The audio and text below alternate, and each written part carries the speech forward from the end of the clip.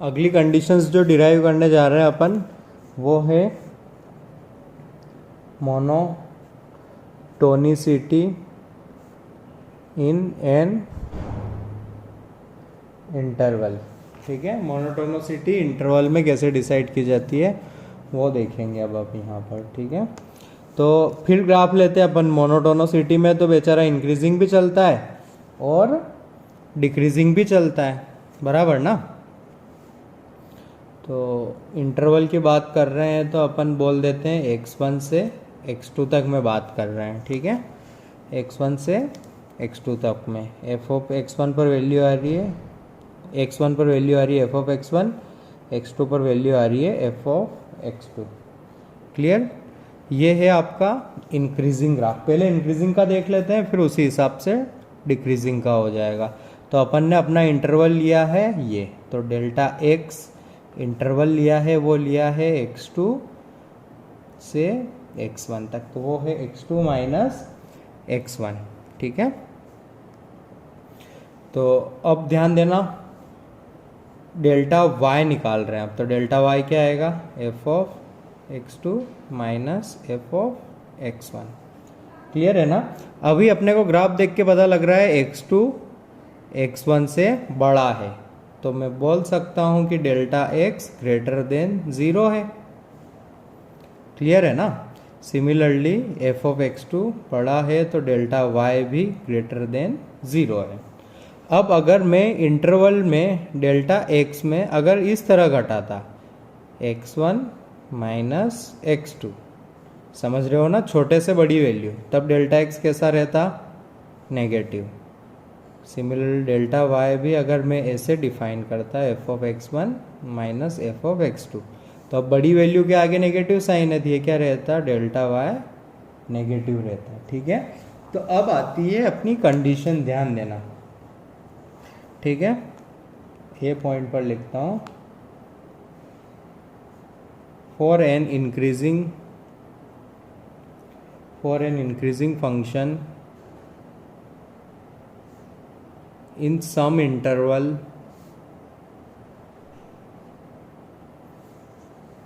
if interval, समझ रहे हो ना, x1 से x2, if interval is greater than 0 this implies delta y will be greater than 0। समझना, इंक्रीजिंग है if अगर डेल्टा x पॉजिटिव है, डेल्टा x पॉजिटिव है मतलब इंटरवल के बड़े पॉइंट से छोटे पॉइंट को घटा रहा हूं।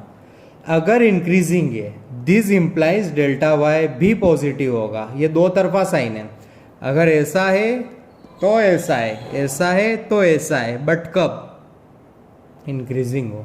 या फिर ये भी तो बात सही है ना, इंटरवल तो मैं नेगेटिव भी कर सकता था, तो अगर इंटरवल नेगेटिव किया तो y भी नेगेटिव होगा, क्योंकि क्लियर है। ठीक है, ये साइन वगैरह से इशू होता है। तो इंक्रीजिंग है तो क्या हुआ? डेल्टा x ग्रेटर देन 0 था, डेल्टा y भी 0 आया। अगर डेल्टा x मतलब जो इंटरवल साइज नेगेटिव होगा तो dy भी नेगेटिव आएगा। ठीक है, बराबर। तो अब मैं बोलूँगा अगर ऐसा है तो then f is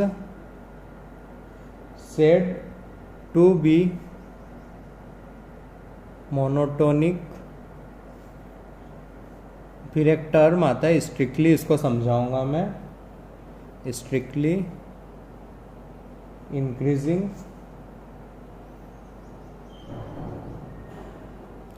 in that interval, ठीक है। इन अदर वर्ड्स, मैं ऐसा भी बोल सकता था ना, in other words delta y by delta x is positive. अगर दोनों सेम साइन के है ना, तो positive divided by positive will be positive, negative divided by negative also will be positive. Now अब अगर मैं इंटरवल को बहुत बहुत बहुत छोटा कर दूं, ठीक है, अगर बहुत बहुत छोटा कर दूं तो ये क्या बन जाएगा? dy by dx greater than 0। बहुत बहुत छोटा कर दूं तो dy by D X greater than 0 हो जाएगा ना।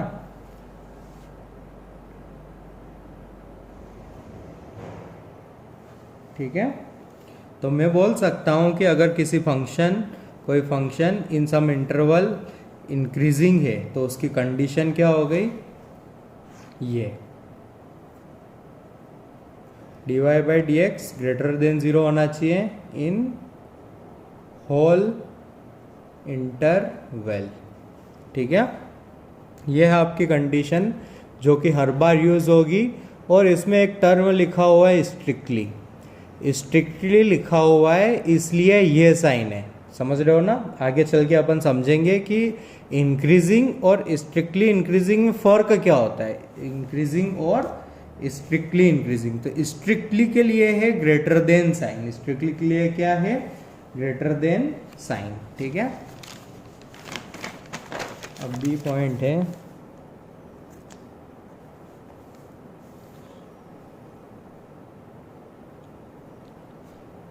for a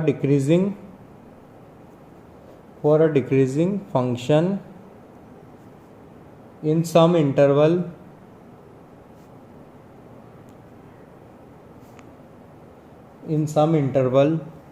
कंडीशन क्या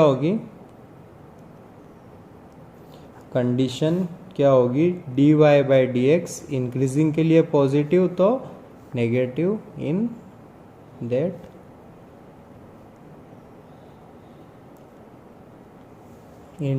इंटरवल। ठीक है, इसको भी उसी तरह डिराइव कर सकते हैं अपन।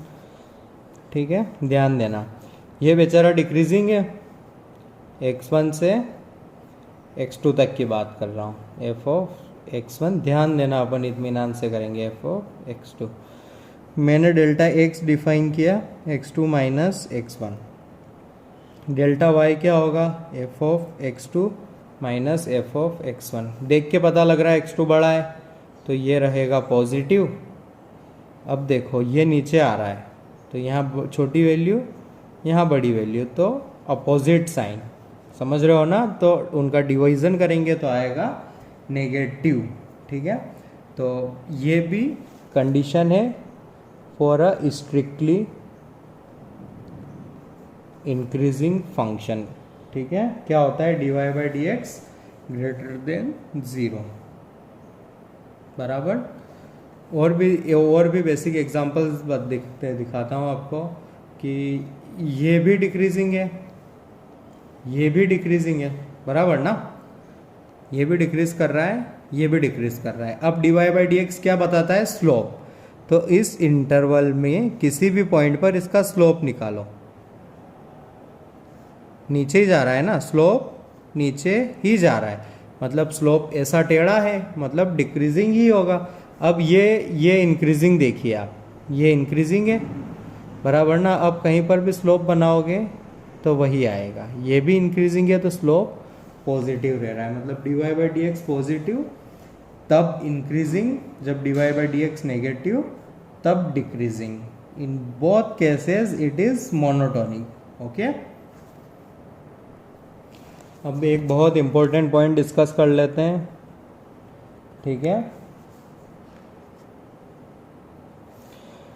कि dy by D X at some point may be equal to 0, but f of x may still be increasing at x is equals to a। ठीक है, उसके लिए आप कंसिडर, ये क्या लिखा है मैंने कि dy बाई डी एक्स अगर किसी पॉइंट पर 0 हो, dy बाई डी एक्स अगर किसी पॉइंट पर 0 हो, बट f ऑफ x तब भी इंक्रीजिंग हो सकता है। ठीक है, थोड़ी लैंग्वेज का इशू लग रहा है मेरे को, बट मैं जो पॉइंट एक्सप्लेन करना चाह रहा हूँ वो ये है कि dy by D X greater than 0 तो increasing, dy by D x less than 0 तो डिक्रीजिंग। अब अगर 0 हो गया तो क्या होगा, तो उसके लिए मैंने लिखा है कि अगर dy बाई डी एक्स अगर किसी पॉइंट पर एट सम पॉइंट में be equal to 0 but F of X में still be increasing at that point, ठीक है, at some point X is equal to A may be equal to 0, but F of X में still be increasing at X is equal to A. ठीक है, उसके लिए आपको एक example बताता हूँ, उसमें आप लीजिए F of X is equal to X cube. दुनिया जानती है इसका ग्राफ कैसा होता है,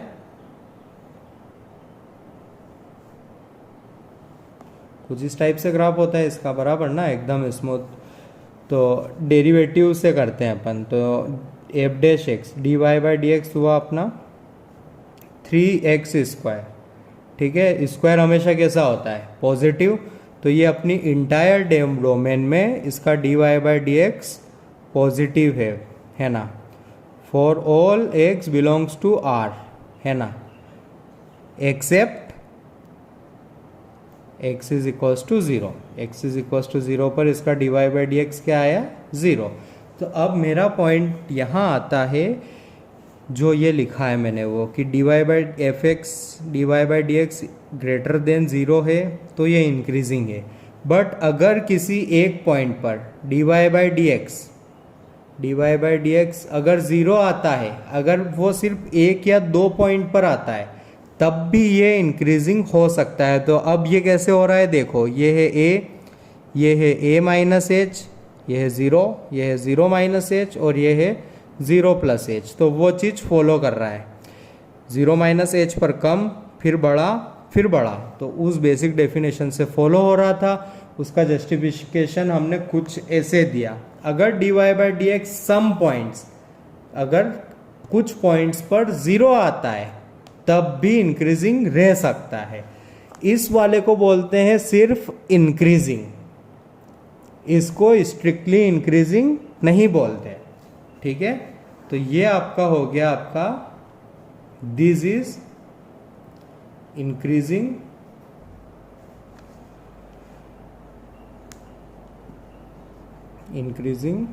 नॉट स्ट्रिक्टली इंक्रीजिंग। ठीक है, तो इंक्रीजिंग और स्ट्रिक्टली इंक्रीजिंग में फ़र्क ये होता है कि अगर एफ डैश एक्स 0 हो जाए, D Y by D X 0 हो जाए स्पेसिफिक पॉइंट्स पर, तब भी वो इंक्रीजिंग कहलाता है। बट स्ट्रिक्टली इंक्रीजिंग में D Y by D X 0 allow नहीं होता है। ठीक है, अब एक और है इसमें इम्पोर्टेंट, जो कि आपको नोट करना है, the points where D Y by D X is equal to 0, the points where dy by dx is equals to 0 are called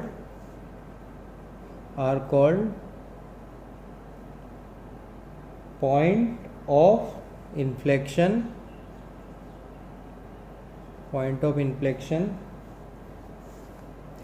which indicates change of concavity